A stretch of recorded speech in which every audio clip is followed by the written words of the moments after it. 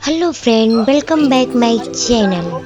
हम बनारस के railway station पे आ गए हैं। जैसा कि आप लोग देख रहे हैं, मैं बनारस पहुंच चुकी हूं और सारनाथ जाने के लिए मैंने ऑटो ले लिया है। अब मैं बुद्धा टेम्पल जा रही हूं। हम लोग सारनाथ के श्रीलंकन टेम्पल देखने के लिए जा रहे हैं। फर्स्ट टाइम हम लोग श्रीलंकन टेम्पल देखने पहुंच चुके हैं। जैसा कि आप लोग देख रहे हो कि श्रीलंकन टेम्पल दिख रहा है। भगवान बुद्ध ने अपना प्रथम उपदेश सारनाथ में ही दिया था, जिससे धर्म चक्र परिवर्तन का नाम दिया गया है। बौद्ध मठ के प्रचार प्रसार का आरंभ किया गया। श्रीलंकन टेम्पल को आप मुलगंधा कुटी विहार भी बोल सकते हैं। श्रीलंकन मोनक अग्रिका धर्मापालन ने बनाया था। इस टेम्पल में बुद्धा की पूरी कहानी को चित्र के द्वारा दर्शाया गया है। धर्म चक्र परिवर्तन के लिए गौतम बुद्ध ने यहाँ पे उपदेश दिया था। बौद्ध मठ के प्रचार प्रसार के लिए यहाँ पर बैठक होता है।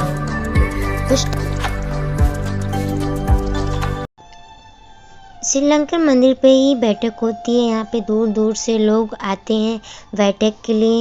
यहाँ पर बुद्धा की मूर्ति और अलग अलग प्रकार के धातुओं से बनी ये दुकान है जो यहाँ पे बनवाया गया है। यहाँ पे बुद्धा से जुड़ी हुई हर चीज़ें इस शॉप में मिल जाती है। आप देख सकते हैं इस मंदिर को, यहाँ के डिजाइन किए हुए जगह को कितने अच्छे से डिजाइन किया गया है। इस टेम्पल को मेरी फ्रेंड आगे आगे जा रही है, मैं पीछे पीछे जा रही हूँ कैमरे लेके। यहाँ पे बहुत सारे विदेशी लोग आए हुए थे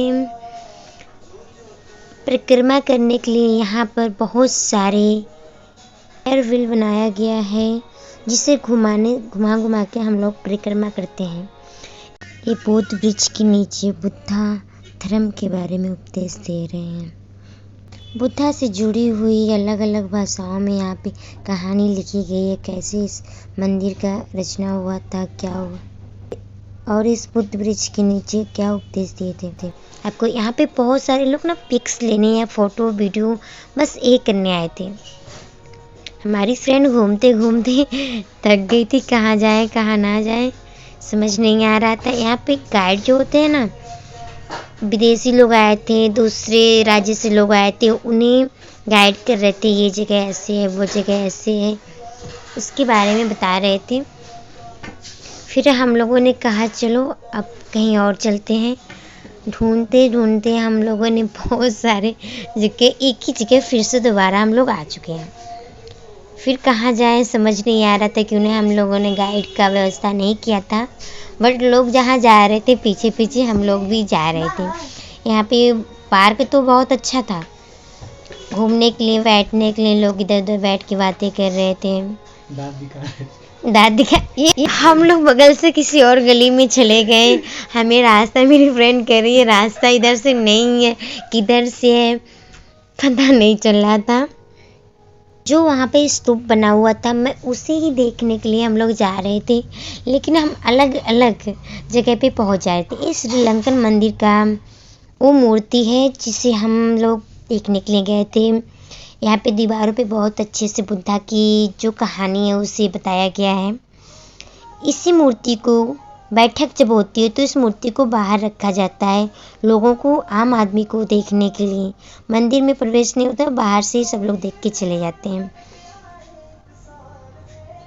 यहाँ पे लोग कुछ लोग चढ़ावा चढ़ाते हैं, विदेशी लोग तो यहाँ पे बहुत सारे ही चढ़ावे चढ़ाते हैं। पहले से ही गाइड बोल देता है आप उस मंदिर में जाएंगे तो आप इतना चढ़ावा कीजिएगा, क्योंकि हम लोग बगल में खड़े होकर ये बातें सुन रहे थे। मैंने कहा हद है, मतलब आप लोग पहले से क्यों बताओगे, आप लोगों को तो पता होना चाहिए कि हमें कहाँ चढ़ावा चढ़ाना है कहाँ नहीं चढ़ाना है। देखने से तो बहुत कुछ आ जाता है। हमने उस टेम्पल को घूम के वापस आ गए।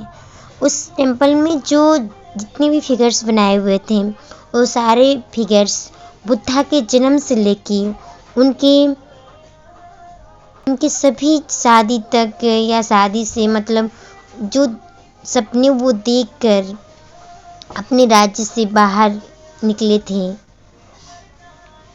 जगह को दर्शाया गया था, पूरी कहानी को। अब हम लोग जा रहे हैं, आप लोग देख रहे हैं कितने सारे लोग आ रहे हैं, जा रहे हैं, फिर भी हमें वो स्तूप देखने के लिए नहीं मिला था, क्योंकि उसके अगल बगल से पार्क से हम लोग गुजर रहे थे, हर जगह पे ताले लगे हुए थे। आप लोग देख सकते हैं इसमें जाने के लिए इतनी लंबी लाइन मत पूछो। मैं किसी भी राउंड से जा रही थी, वहाँ पे उस गेट पे ताले लगे हुए थे। इसकी चार्जेस थे, इसके अंदर जाने के लिए चार्जेस थे 50 रुपये, और कम से कम 1 किलोमीटर लंबी दूरी थी जहाँ पे हम लोग लंबी लाइन लगी हुई थी। हेलो फ्रेंड, घूमते घूमते हम सारनाथ के सबसे हाईएस्ट बुद्धा टेम्पल पे हम लोग आ चुके हैं। अफगानिस्तान से एक शहर से कॉपी किया गया है, जिसका नाम वायुमियान से लिया गया है। अफगानिस्तान के इस शहर में तालिबानों ने इस मूर्ति को तोड़ दिया था। अफगानिस्तान में एक स्थान है वायुमियान, 2001 में बम लगा के तोड़ दिया था। यह जगह थाई सरकार की देखरेख में किया जाता है। थाई सरकार की यह टेम्पल थाई टेम्पल के नाम से जाना जाता है। सबसे ऊंची बुद्धा टेम्पल को थाई सरकार के द्वारा इसकी उद्घाटन की गई थी। 16 मार्च 2011 थाईलैंड के पीएम ने इसका उद्घाटन किया था।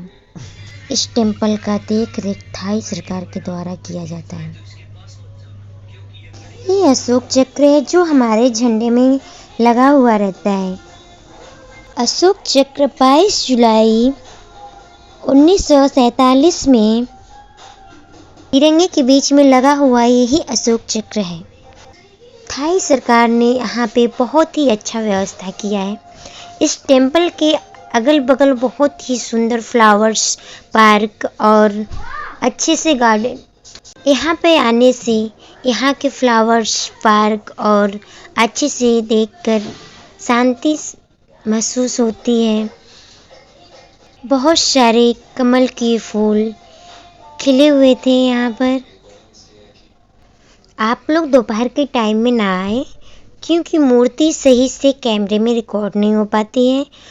फोकस सीधे मूर्ति के पीछे ही रहता है। सूर्य का जो प्रकाश होता है सीधे मूर्ति के पीछे ही दिखाई देती है। इसकी वजह से दोपहर के टाइम में सूर्य उनके पीछे होता है तो अच्छे से सनराइज में दिखाई नहीं देती है। बट आप लोग सुबह के टाइम में आएंगे तो मूर्ति की बहुत अच्छी सी इमेज दिखाई पड़ती है। यहाँ पे बहुत ही देश के लोग थे, विदेशी भी थे, साउथ वाले भी थे। मतलब उन लोगों की बातें हमें समझ नहीं आ रही थी, बट हमें उन लोगों को सुन रहे थे उनकी बातें क्या वो 80 फुट बुद्धा टेम्पल देखने के बाद अब हम चल रहे हैं थाईलैंड के थाई टेम्पल के पास।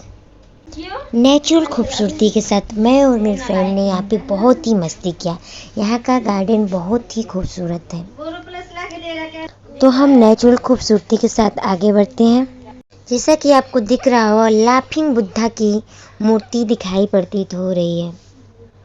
कहा जाता है कि इस मूर्ति को घर में या शॉप में रखने से धन दौलत और खुशियाँ बनी रहती है। तो आइए हम नेचुरल गार्डन का सैर करते हैं।